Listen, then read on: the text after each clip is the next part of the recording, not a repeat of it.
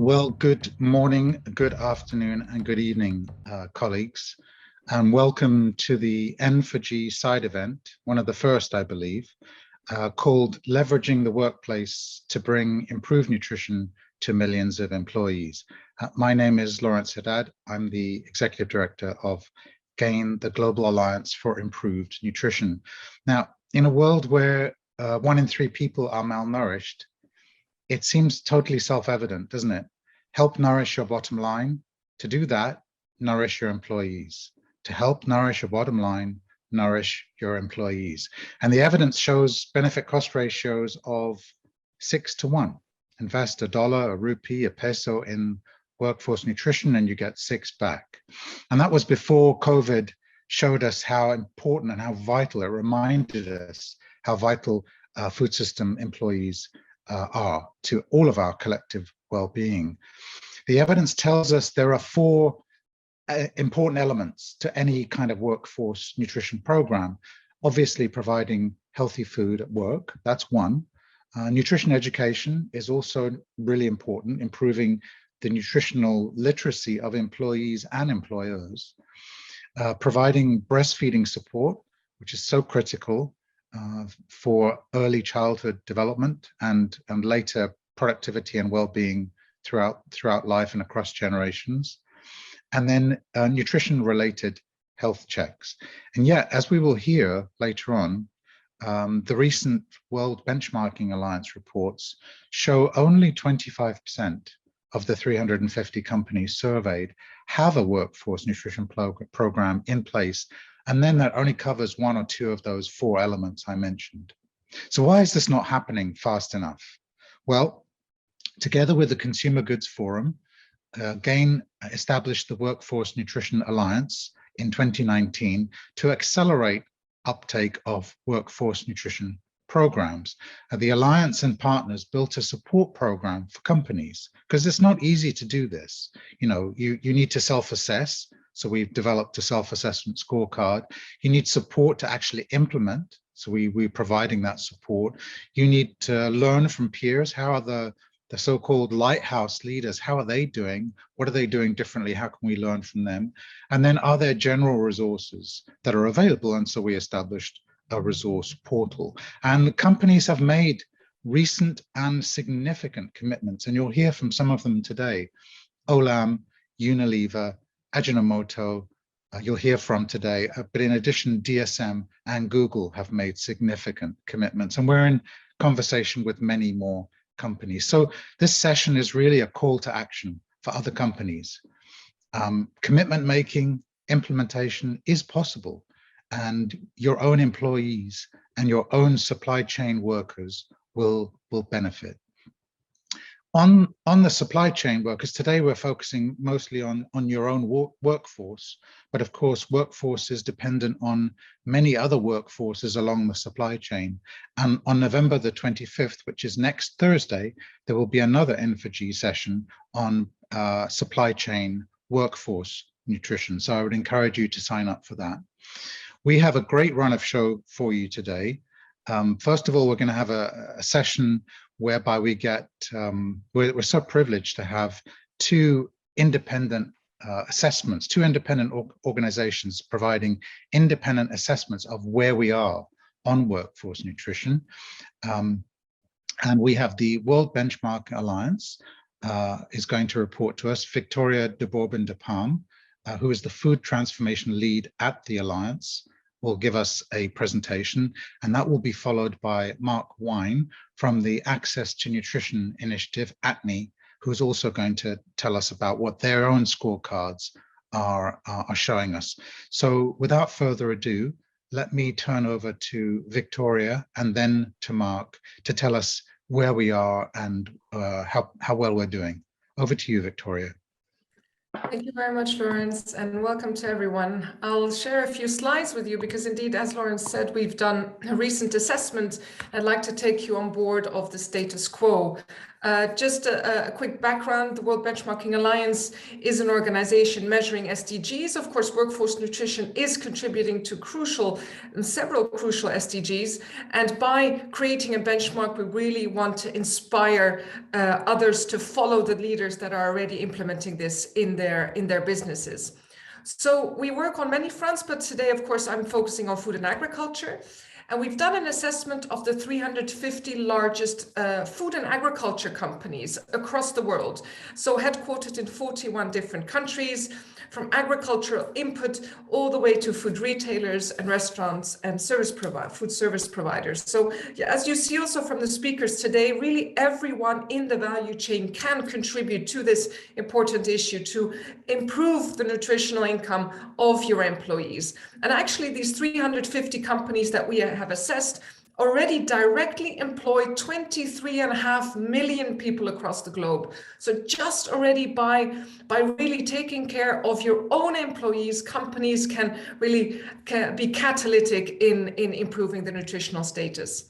So Lawrence mentioned, indeed, there are 4 programs for in the Workforce Nutrition Alliance. There's also a self-assessment tool to assess that. You see the 4 programs on your screen. And this is actually really the basis of how we've done the research, looking at whether companies are disclosing any of these activities, because by disclosing it, you're also inspiring others to take that lead. But at the moment, there's about a quarter that are disclosing these activities. Some have at least one workforce nutrition program implemented either in one or across their entire operation. So that's really great examples to see. I'll share them in the next slide. And some companies are going further, implementing 2 or more programs. And the best is, of course, if you are also showing quantitative evidence of the impact, really not just saying that there's programs, but really measuring the impact and measuring the effects it has on your employees. So there's a lot of information here, but I'm just going to pick a few out. It was really striking to see that if we look at agriculture input companies, so those are seed companies, fertilizing companies, about 40% already is engaged in one or more of workforce nutrition programs. So that's really good leadership there. Olam will speak, the CEO of Olam will speak to us today. They have a fantastic ambition, really setting the bar incredibly high to implement it 100% for their workforce. So really leadership today with us here. Ajinomoto also is implementing one workforce nutrition program, as is Unilever, and Nestle and Mars are really not just implementing 2 or more workforce nutrition programs, but are showing us time-bound targets and really showing us data on how they are reaching those targets and what kind of impact they are realizing. So all the way to retailers and restaurants, everybody can really input to this important matter. So a recap, companies have a self-assessment tool. Let's make these commitments time-bound, really pushing yourself to assess it and measure it and making sure that these commitments are being realized. The best is, of course, to have a global approach, not just for some subsidiaries or just at the headquarter level, but really across the board. As I said, sharing quantitative evidence is also really strong to not just for companies' own assessments, but really to inspire others to push further and to see what works and what doesn't work and what has the most impact for your workforce. And together with the Workforce Nutrition Alliance, at the beginning of next year, there will be many opportunities to join deep dive sessions, join community of practice sessions. As you've seen in these 350 companies, there's many leaders, but there's a big bunch of companies that have it on their radar, but are not fully implementing it. We want to bring those companies together, sharing best practices and really pushing it further. Investors are also actually a group that should be mobilize other actors, tell your investors, tell your other stakeholders, and also tell governments that they should implement this on their own, in their own operations for their own employees. There's a lot of expectations on companies, but governments can also lead the way. So mobilize, so there's self-assessments tool, there's great tools to implement this, and there's many actors to be involved who are here today. So I'm excited for today's session and to learn more about this important work. Thanks, Victoria. I picked up three key things, many things, but three key things that stood out for me were these 350 companies have 23.5 million employees, and that's, of course, a small fraction of the 1 or 2 billion people that work in food systems, but it's a very important very important start. And because of course, these companies have big supply chains that they feed that feed into them and they feed into. Second of all, have a company-wide approach. I think that's very important. Thank you for reminding us. And three, focus on investors in companies. Investors can also encourage companies and reward companies for putting in place workforce nutrition programs. And of course, investors themselves can adopt these programs too. Now we pass over to Mark Wine from Access to Nutrition Index. And it's good to see the Workforce Nutrition Scorecard becoming a standard in the WBA work. And I think it also is as well in the ATNI work. So over to you, Mark. Thank you, Lawrence and Victoria. And yes, we're very happy with the launch of the Workforce Nutrition Alliance, which gives us the opportunity to use the four elements as you mentioned, and you've shown, Victoria, also in our indexes. So Access to Nutrition Index, for those not familiar with it, is a benchmark looking at specifically food manufacturers' contributions to malnutrition challenges globally. We've done that since 2013 and have now launched 4 different global indexes in these almost 10 years. The 2021 index launched this year shows that on employee health and wellness, which is the category where we look at workforce nutrition issues. Now, of the 25 companies you see here, there are 20 companies which have programs on health and wellness, including nutrition elements. So the percentage of companies dealing with workforce nutrition among these 25 is a bit bigger than among the 350 in the World Benchmarking Alliance. But that's maybe good to see that companies directly involved in producing foods are taking pride in making use of their opportunity to help their employees better. You see here that the employee health and wellness component is a relatively low percentage or weight in our overall index. That's because we look at the impact companies have on consumer health, and of course products brought to market have a higher impact, but still we feel that it is a relevant part of our index and maybe should grow, especially if we start looking at also the potential to involve and influence workers in supply chains, as you mentioned already, Lawrence. So if we move to the next slide, you'll see that our focus within category E is touching upon 2 of the elements already mentioned for the Workforce Nutrition Alliance. So nutrition, education, nutrition. I don't see the next slide, but I hope the audience does. Let me just quickly. We see it now, Mark. Yes, no, it is not. That's the next slide, but not the second. This is the one I was looking for. Yes. So supporting employee health and wellness and supporting mothers who come back to work after delivery and who are still breastfeeding are the 2 important elements in our index, and also I think in the Workforce Nutrition Alliance index. But we are glad that the Workforce Nutrition Alliance scorecard also looks at nutrition at work in terms of meals and food provided at canteens and health checks. And that's why indeed we are happy to also use the Workforce Nutrition scorecard more in our future indexes, starting with the next US index, because apart from global indexes, we also look at the role of manufacturers in specific countries like India and the US. Overall, in looking at this topic, we also see that we really appreciate companies being transparent about these issues and call them for sharing positive examples and best practices on this topic. If we look at the results of the 2021 index, we saw that 20 companies have some sort of element of workforce nutrition.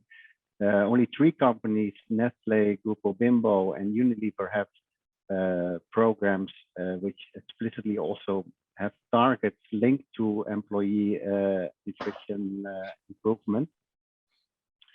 And I think the previous, can I still see the previous slide? Sorry. Yeah, so the 3 programs I wanted to mention as really good examples, and I think we'll hear more from some of them in this hour, are from Unilever, which is a program which exists for many years and has won awards. It's a Lamplighter program. Ajinomoto has a health program approach, and Kraft Heinz has a Live Well program. I think these are 3 good examples of companies showing what can be done in that regard.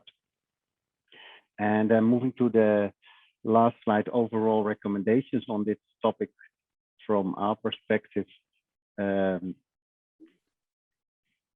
would include, I think it's increasing the accessibility of these programs beyond home markets or major markets. I think Victoria also mentioned that, but I think that's really where we see a big opportunity for companies to go beyond their home markets. Include the possible application of programs for suppliers or partners in the wider value chain. And specifically when it comes to supporting breastfeeding mothers at work, that's even more than for other activities. I think something where we feel that companies should try to apply that globally, and especially also in low and middle income markets where they are active. And as I said already, lastly, being public about these programs will really help set the example for other multinational companies, but also for companies in the value chain in all sector or all segments of the value chain, so including small and medium-sized enterprises who really look at large companies for these kinds of programs. Thank you. Thank you, Mark. Really took away the global point as well, and the advocacy point as well, and really great to hear that ATNI will begin to use even more the Workforce Nutrition Alliance 4 elements for your scorecards. That's great to hear, and thank you both to WBA and ATNI for the work you do. You hold a mirror up to us, and you also provide a beacon to show us where we need to go. And now it's really important to remember that workforce nutrition programs are not just for the private sector. They're not just for companies. They're for actually every employer. It's important, workforce nutrition are important for every employer, because the evidence tells us they reduce absences from work, they improve presence. So just being at work doesn't mean that you're switched on. They improve the presence of work. People are actually more engaged. And those 2 things increase productivity at work. That also reduces turnover. People want to be at an employer because finally they are loyal to that employer. So it's not only the right thing to do for your employee, it's the smart thing to do for your bottom line.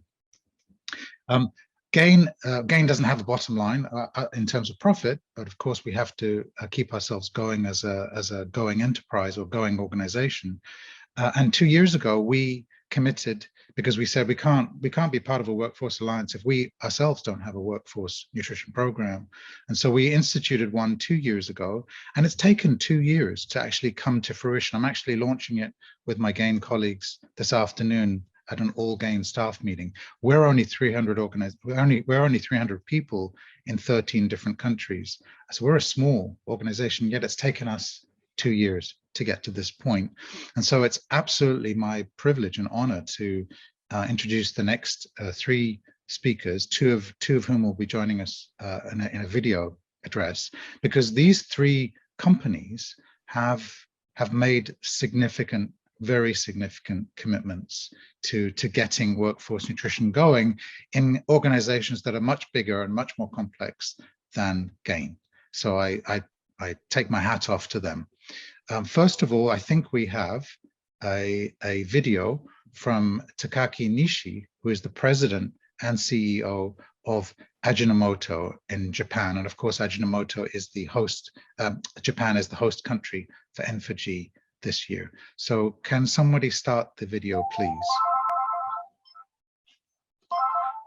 Hello, I am Takaaki Nishii, President and CEO of the Ajinomoto Group. I am grateful that the government of Japan, GAIN, and CGF are highlighting the critical topic of workplace nutrition, and I am proud to be part of this conversation on behalf of the Ajinomoto Group. While workplace nutrition is a goal across many industries, food companies such as ours have a unique responsibility to improve the nutrition of our own employees as we work to make a positive impact on society. The Ajinomoto Group was founded more than 100 years ago with the aspiration to help people eat well, live well. One way we do this is by producing flavorful and affordable seasonings that promote well-balanced meals that are delicious but also offer nutritional value. Our founding aspiration leads us to pursue the Ajinomoto Group creating shared value. Our dedication to helping resolve societal issues and also creating economic value by providing solutions to today's food and health challenges. Our vision is to contribute to a greater awareness for people worldwide, unlocking the power of amino acids to resolve the food and health issues associated with dietary habit and aging. With this in mind, we are seeking two outcomes. By 2030, to help extend the healthy life expectancy of 1 billion people and to reduce our environmental impact by 50%. To deliver our global nutrition strategy and contribute to extending the healthy life expectancy of 1 billion people by 2030.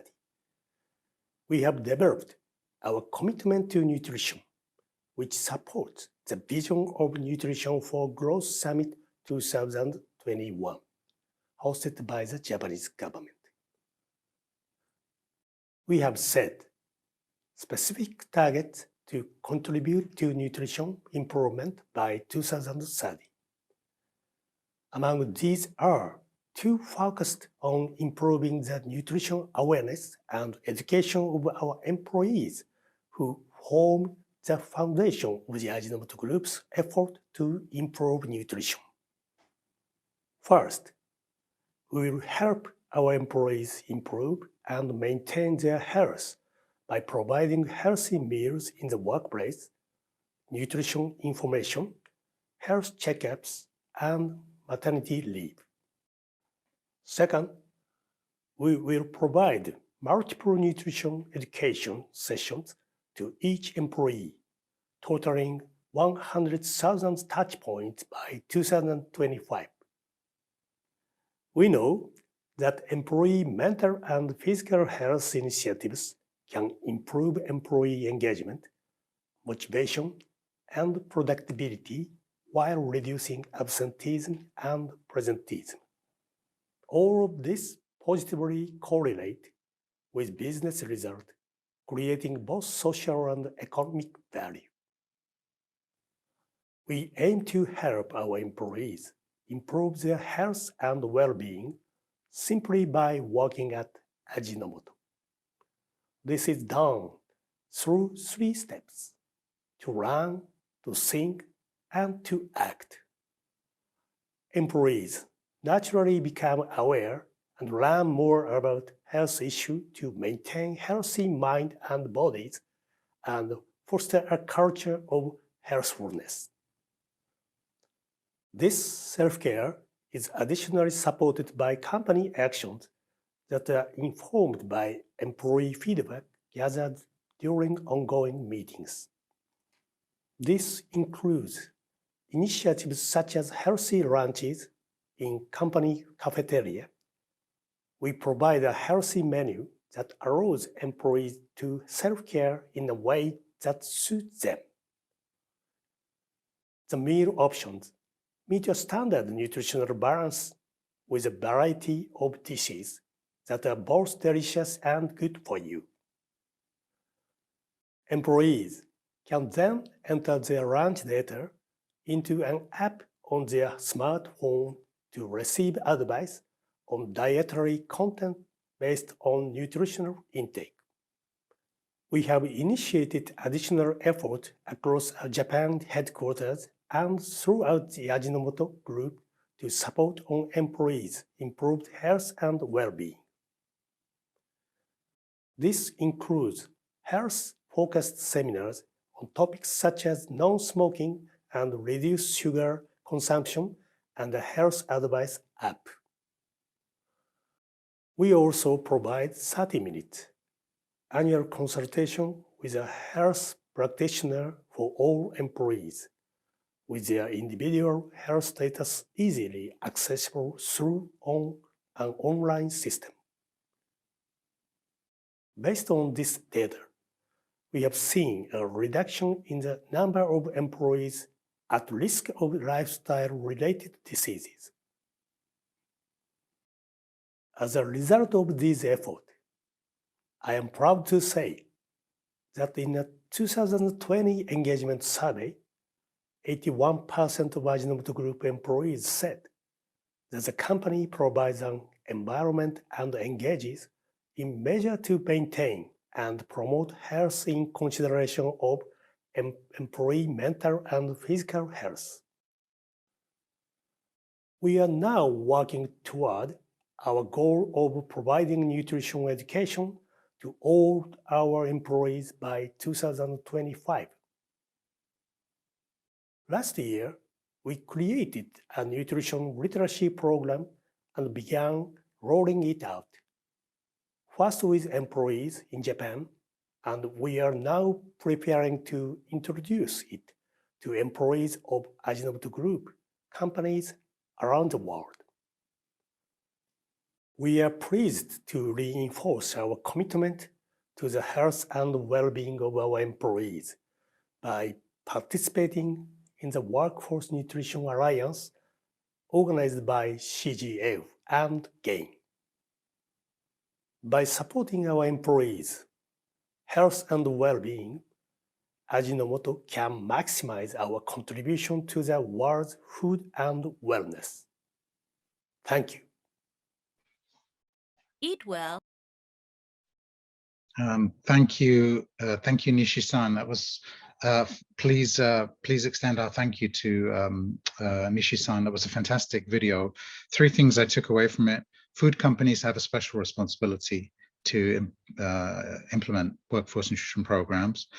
The healthy lunches that I saw on the video looked absolutely delicious, but of course those kinds of lunches are completely out of reach in terms of affordability for those in the supply chains. And so the second challenge, once we've gotten beyond the headquarters, is to reach out to the supply chains. And the third thing is the 81% employee rating. I think that's probably pretty important that shows a commitment to employee well-being, and therefore it's not surprising in a way that Ajinomoto is going fully into workforce nutrition implementation. It will increase their score for sure with their employees. The question is, how do we get companies with lower levels of employee satisfaction in terms of well-being programs? How do we get them to engage? Now, we don't have one of those. We don't have one of those companies. We have another lighthouse company here, and we're so happy and so lucky and fortunate and privileged to have Sunny Verghese, who's the CEO of Olam International, to tell us about why workforce nutrition is attractive for Olam and how it actually works for the company and the employees. Over to you, Sunny. Welcome. Thank you. Thank you so much, Lawrence, and delighted to be here. The first thing that I want to say is there is roughly 3.45 billion people in workforce across the globe today. The workforce participation rate is roughly 56% global average, although that has dipped during 2020 and 21 as a result of COVID. 130 million people dropped out of work. It is the most important lever if all of us in the workforce can address workforce nutrition for all the reasons that Lawrence and the other speakers so far have identified in improving workforce health, therefore workforce productivity, and therefore nourishing the bottom line as well as nourishing the health of a workforce. However, it is disappointing that although 196 countries, we all came together in 2012 and set the global nutrition goals, 6 strategic priorities, 10 goals, and we are now less than 4 years to that target and that timeline. And the latest assessment is that unfortunately, not one single country out of the 196 countries are going to achieve all the 10 goals. And the best case estimate is that there are 8 countries out of the 196 which will achieve 4 out of the 10 goals. So why is this consistent pattern of a massive action gap between the bold pronouncements and ambitions in the various milestone agreements that the global community has come forward to forge and sign up, whether it is the UN SDGs, whether it is the Paris Accord, whether it's a UN Biodiversity Convention, where in Aichi in 2010, 199 countries signed up to the Convention on Biodiversity. We agreed again to 10 goals, and 2020 has come and gone, and we have partially achieved 4 out of those 10 goals. It is the same trajectory for the UN SDGs. We got 9 years left, and it is no different even after COP26 on the Paris Climate Accord. So setting up commitments and agreeing on bold ambition and aspiration, in my view, is 10-15% of the ball game. 85 to 90% of the ball game is really the how. I don't think the world needs any convincing on why we should change. I don't think the world needs to understand what we need to change to. I think where the gap is, how do we get there? In my role as chair of WBCSD and other organizations that I chair, over the last 5 years, I had the opportunity to speak to at least 350 global CEOs. All of them have committed to the science-based target of achieving 50% reduction in the greenhouse gas emissions and 100% reduction by 2050 and getting to net zero. But they all privately confess to me they have no clue how they're going to get there. And they cannot but not make those commitments. So we live in an era of commitment-heavy, action-light scenario, which results in underwhelming results and overwhelming ambition. We need to fix that and change that. So really, we need to focus on the how. And therefore, I just want to give a few examples of how Olam is going about it. Firstly, we are making 3 commitments. The first commitment that we are making is 100% of our workforce will have access to nutrition by 2030. And what this means is we have 87,000 employees worldwide, based on the 4 conditions, and at least 2 of those 4 conditions being met, which is access to good, healthy nutrition, about workforce nutrition training, about health screening for nutrition, and about breastfeeding facilities. We currently have roughly 28 to 29% of our workforce covered on all these areas. We want by 2030, in the next 9 years, for 100% of our workforce to be on that program. The second commitment that we are making is that we want to reduce food losses in our supply chains. We deal with 1,500 supply chains across 47 agricultural commodities in the 67 countries that we participate in. We want to reduce food losses in our supply chains by 50% by 2030. For example, in the rice supply chain, if you take Nigeria, which is one of the world's largest importers of rice because it's a big consumer of rice, it's also a large producer of rice. We have about 37% food losses post-harvest in the rice supply chains. And by providing them mechanical threshers and reapers, and now by a mechanized small-scale harvesting combined, we are able to reduce food losses by 17%, improve farmer incomes by about $200 a ton, which is very significant, 34% improvement in net incomes of the farmer. So that is our second commitment, to reduce food losses in our supply chains. And our third commitment that we are now making is that last year in 2020, we had delivered about 73 billion servings of fortified food. This includes our flour, the wheat flour, it includes our pasta, it includes our edible oils that we supply. It includes Green, pâtes, riz aussi. Nous avons with vitamin A and other minerals for rice. But as you know, when rice is washed and cooked, they all leach away. So developing a technology to make sure that after washing the rice and after cooking it, you still have those minerals and nutrients is a game changer, particularly because all of these items that I'm talking to you about is staple food. So we are focused on that. And that is one of the reasons why in 2021, as Victoria mentioned, in the 350 companies in the food and ag sector, in the ag side, in the commodities and ag side, we are probably the highest rank as far as workforce nutrition is concerned. And the Workforce Nutrition Alliance has also recognized us in 21 as a lighthouse leader for workforce nutrition in the workplace. So in Vietnam, for example, we have 2,500 women employees. All of them have access to breastfeeding sites and equipment and training. And therefore, we have been consistently ranked the last many years as the most child-friendly for the workers workplace in Vietnam, and amongst the most respected or most admired workplace in Vietnam as an example. Nigeria and India, for example, are two countries where 30% of the world's stunting has taken place, in that children under 5 who are stunted. And therefore, we have, with partners like IFAD in Nigeria, with partners like IFC in India, we have focused on how to improve nutrition. 200,000 people in the communities where we operate last year have been, we have worked to improve their nutrition and their food security as an example.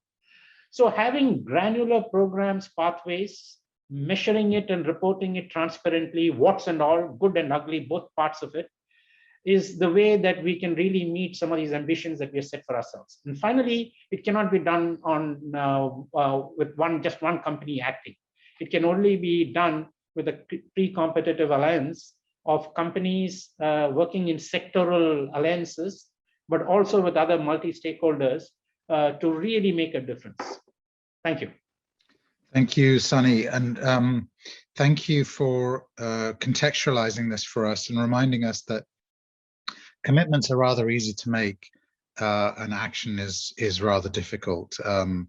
I think you said it was commitment heavy and action light, and you've given us a beautiful example. Your workforce commitment is a beautiful example of the kind of granularity you were talking about.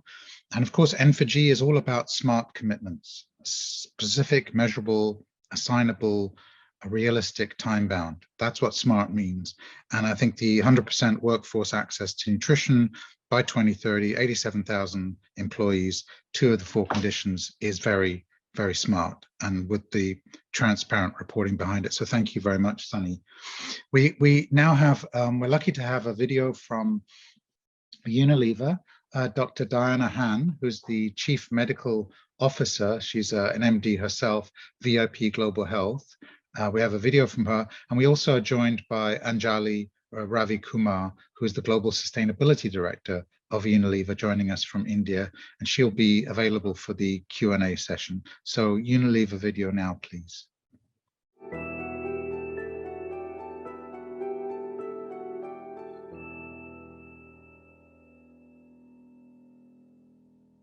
It's great to be here with you today. My name is Diana Han. I serve as Chief Medical Officer and VP of Global Health for Unilever.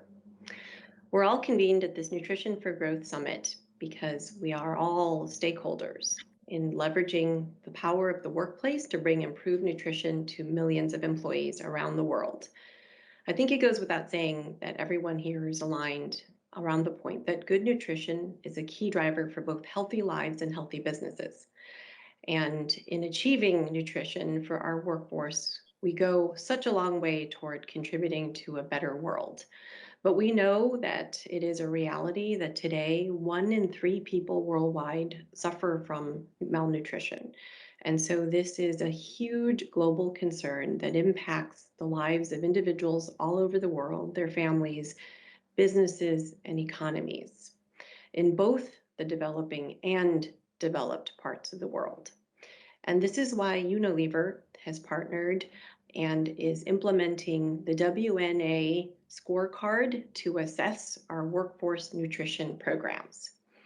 And the scorecard has a very user-friendly framework with a few short, easy steps and lots of supporting tools and resources for us to use in order to, of course, assess where we are first and foremost in 4 key pillars: nutrition education, the safety of our food, our ability to provide nutrition counseling and coaching, and in the really important area of breastfeeding support. So we've implemented the scorecard in multiple manufacturing sites.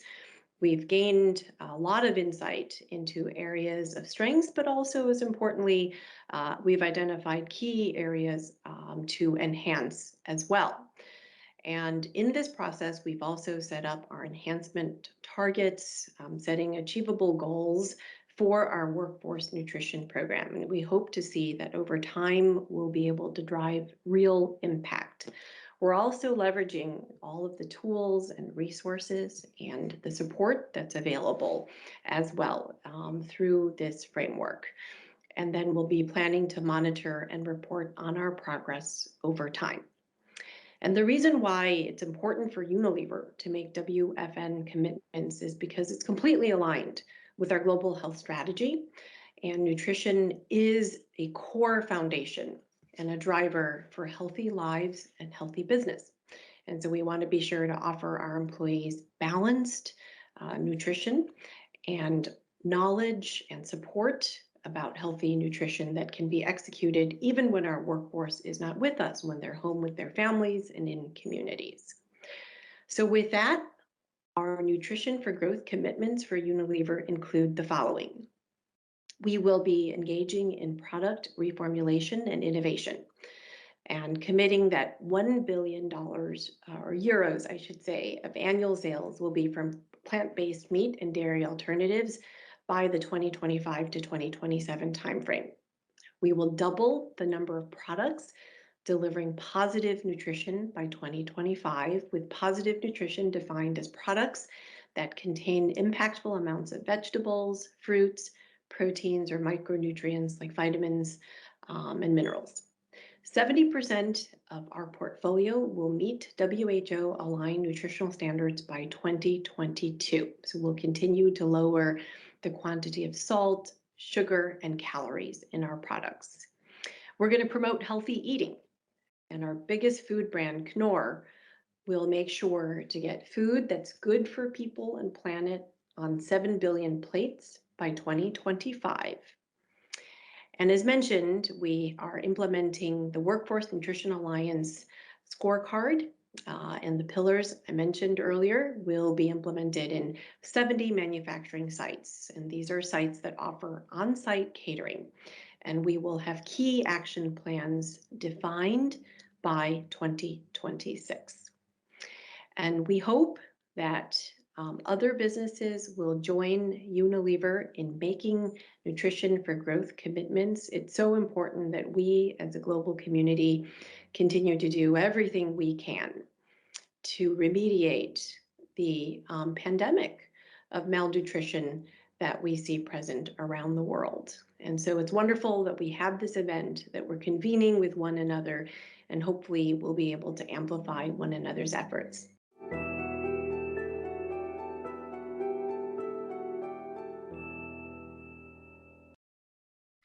Well, that was great to hear from Diana there. And the workforce nutrition commitment is 70 manufacturing sites with action plans by 2026, if I got that correct, which is fantastic. And Unilever has been one of the pioneers in the workforce nutrition space, and we at GAIN have been working with them since for at least 8 years.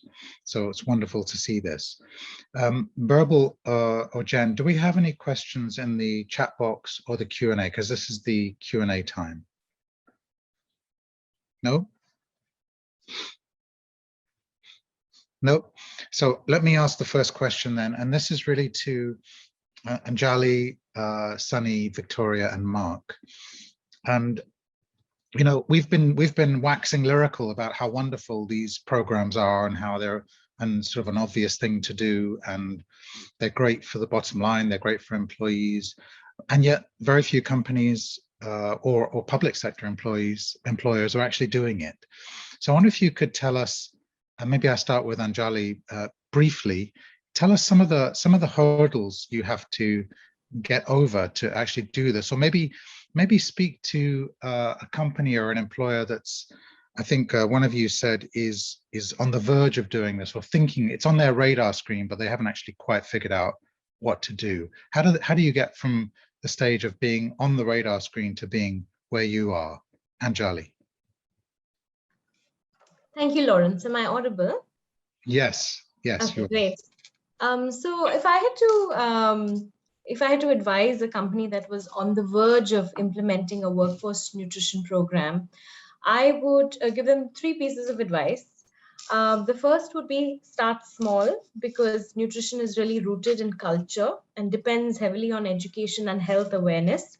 So you'll see that Unilever, whether in India or in Brazil and Mexico, we're running, for the India program that we ran in our tea plantations, we started with just 4 tea estates and 2,600 workers.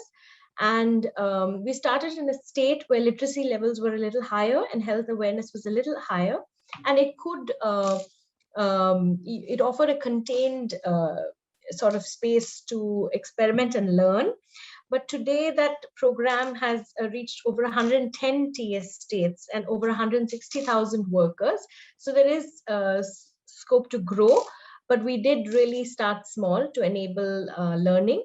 And with the Workforce Nutrition Alliance, we've started in just 4 factories, 2 in Brazil and 2 in Mexico. The second thing I would say is to encourage companies to maintain a results focus.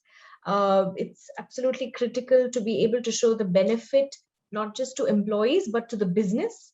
So in the case of the India program that we run with GAIN called Seeds of Prosperity, women who participated in the program, the Tamil Nadu pilot in particular, reported a 41% increase in variety of foods consumed.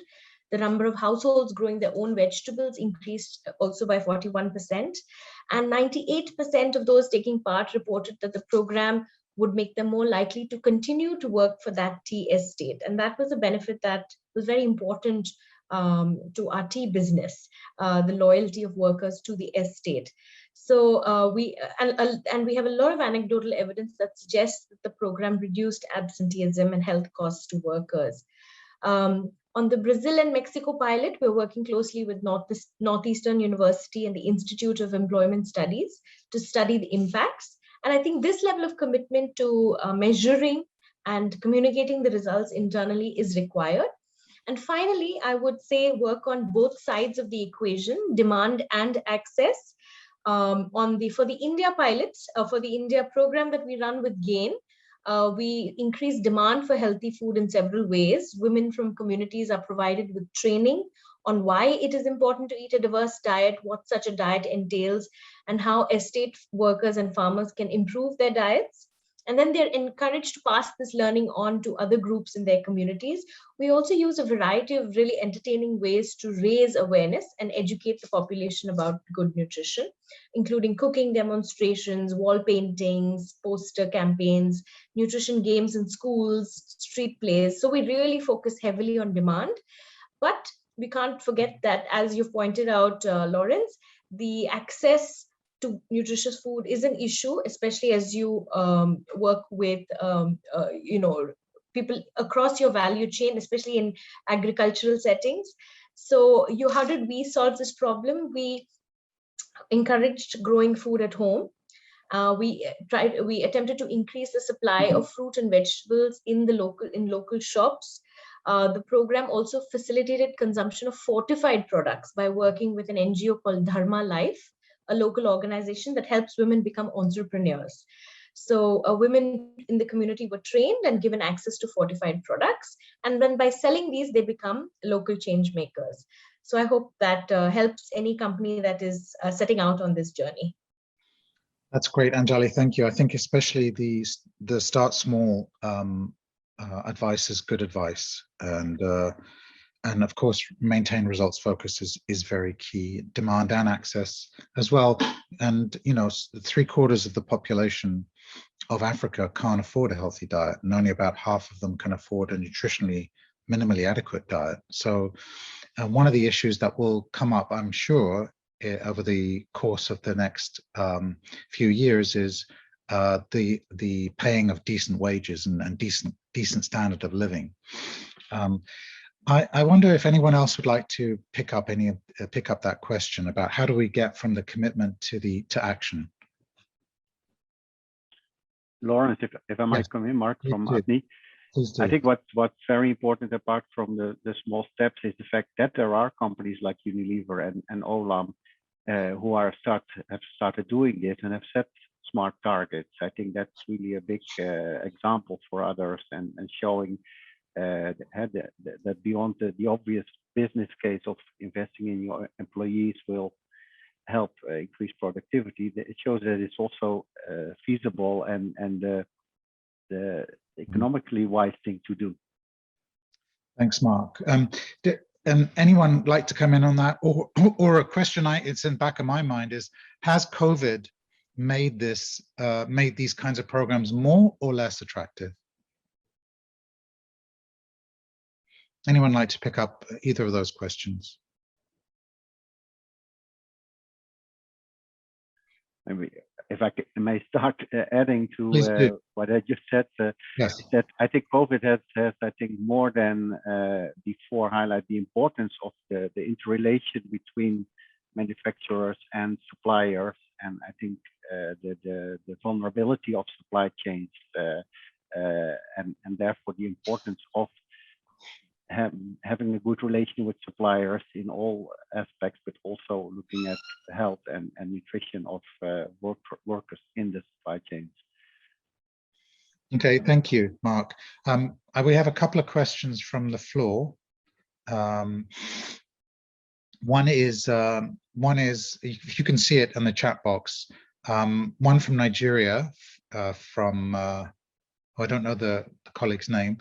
I've pitched the benefit of workforce nutrition to companies and employers, however, only little interest has been shown. I would like to know 2 things that inspired GAIN as an employer, this is a question for me, I guess, to adopt workforce nutrition in their company. Well, we're an NGO, non-profit NGO, and I guess the 2 things, really 3 things. First of all, you have to practice what you preach, so we can't run a workforce nutrition program at GAIN without having a workforce nutrition program at GAIN. So that's very important. 2, I think COVID, answering my own question, I think COVID has shown us that we have we've shown us as employers, wherever you are as an employer, that you have a duty of care to your employee. It's just the right thing to do. It's the moral thing to do. It's the empathetic thing to do. It's the human thing to do. And I think COVID put that into stark relief, the consequences of not doing that or of doing it. And I think the third thing is, just like the private sector companies, we want our employees to be loyal. We don't want high turnover. We want people to be happy and productive, and to be able to feel that they can go the extra mile for their organization, because their organization is going the extra mile for them. When we kicked off the Workforce Alliance, we had someone from ILO who runs their Better Work program, and they don't have much nutrition in there. And we're working with them to get more nutrition into their ILO workforce well-being programs. But he said in the couple of places where they did run nutrition programs, it was incredible how food was something that showed an employee that their employer really cared about them. It was so central to the culture and to the fabric, to the contractual bond, to the social contract between employer and employee, not the formal employment contract, but the social contract. food was so critical. And I think, you know, I hope we're going to see that again as well. So these are the reasons that we adopted it. So that good question, and thank you for putting me on the spot. It's good. The second question is, I'm a nutritionist from Tanzania working in employee wellness programs with a for-profit organization. What programs are being implemented in ensuring employee well-being in our community, where we have a double burden of malnutrition? So we have undernutrition, but we also have things like NCDs and non-communicable diseases, overweight, obesity, diabetes, etc. Would anyone like to comment on the overweight, underweight issue and on the East Africa issue? Any panelists?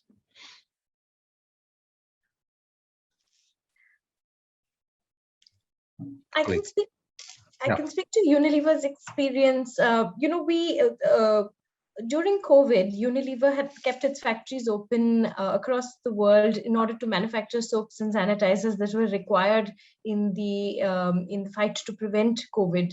And in our factories in Mexico as well as Brazil, we had a lot of overweight workers who were going to factories, and we realized that our existing health and wellness initiatives would not suffice in terms of protecting them. And that's something that really prompted us to take up this opportunity with the Workforce Nutrition Alliance to assess what more we could be doing on this front to really create long-term sustainable change in their health status. And so we believe there is equal opportunity to work with to work at both ends, so to speak, of this problem, to work with workers who suffer from many comorbidities which put them more at risk of diseases like COVID. So for us, we've approached this with an equal sense of urgency and motivation, I would say. Yeah, thank you, Anjali. I mean, healthy diets are at the core of all forms of prevention of all forms of malnutrition, whether it's wasting, anemia, stunting, NCDs, diabetes, hypertension, or obesity. So in a sense, I imagine the program will be tailored to the malnutrition context within which the setting is located. I'm now going to thank you colleagues from the participants from the floor. Thank you, panelists. I'd like to now pass over to our partner in crime, the Wei Chan, who's the Managing Director of the Consumer Goods Forum. And none of this would be possible without the Consumer Goods Forum, who have been really a pioneer in this space, and we're so proud to be able to work with them. So over to you, Wei Chan. Yeah, hi everyone, and thank you, Lawrence. I hope that you can hear me, because my neighbor has decided to start drilling again. So maybe I've got a 30-second window before he or she starts to drill all over again. But it's great to be a partner with again on this very important topic. In an effort to try and summarize what I've heard a few things. I heard that in terms of the reason, why we need to do it, I think it's very clear that it's linked to the SDGs. It's also, so therefore that could act as our North Star, because it's linked to the SDGs. We all know that SDGs are very important to us, so therefore we can start to use that as a North Star. There's also, I heard the word duty of care, and also healthy lives, healthy business. So in other words, it's the right thing to do, but also there are benefits from an employer point of view, not just necessarily from the employee point of view. So therefore, it's always the right thing to do. So there's a reason for it, and there's a very clear set of reasons. In terms of who's doing it, though, I mean, what's very clear from ATNI and also from Victoria is that whilst there are many companies in the world involved in the food sector, very few of them are actually doing it. So therefore, the gap is humongous, and therefore that gap we need to fill. And I think it's great that you guys are monitoring who's doing it, because you can also see that people that are doing it, there's a big gap between the best performer and also the worst performer. So there's a gap there, but there's also a gap in a sense that lots of people aren't doing anything at all. So, and it's good to have WBA and also ATNI involved in this so that they can monitor what's going on and therefore keep people, honest, as it were. So I think that's also a very important takeaway. I think to me, the biggest takeaway is to take action. And therefore, you know, I've heard the word action gap. You hear the word action gap all over the place. You heard it at COP, you know, for the last 2 weeks. There's an action gap, over promising, under delivering. And I think that's also a significant problem. And what I hear in terms of how to solve that action gap is having multi-stakeholders involved, maybe finding a way to get the investors involved as well, to put pressure on employers and also companies. A global approach is very important, having commitments, having targets, raising awareness, raising education, having self-care, making sure that you think about the physical but also the mental aspects of it, and monitoring it. And, you know, particularly I was very impressed by what Anjali said, which is, you know, to get started, you start small and then you measure the results. And then you repivot depending on what you find. And I think those things are very important. So I guess my final words, apart from a thank you to all of our participants and also to our panelists, Ajinomoto, Olam, Unilever, Gain, WBA and ATNI, and thank you very much for joining. I guess my final message would be, we have the tools in place. We have trained the trainers in place. And we encourage more and more companies to join us on this journey. And we hope that we can actually make a difference to people's lives. And, you know, our belief is better lives through better business, which is the CGF kind of mission. And it's very linked to the Unilever mission in many ways. Healthy lives, healthy business. So it's very, very linked. And I would encourage everybody to try and join us on this journey. It's the absolute critical thing to do. And, you know, we are here to help, and we are here to try and make a difference. So thank you very much. And thank you very much for joining. And if there are any questions about what we do, please feel free to email us or to text us in some way and communicate. We're more than happy to try and find ways to help you get engaged and join us on this journey. Thank you. Thank you, Wei Chan. Thank you, everybody. Have a good day.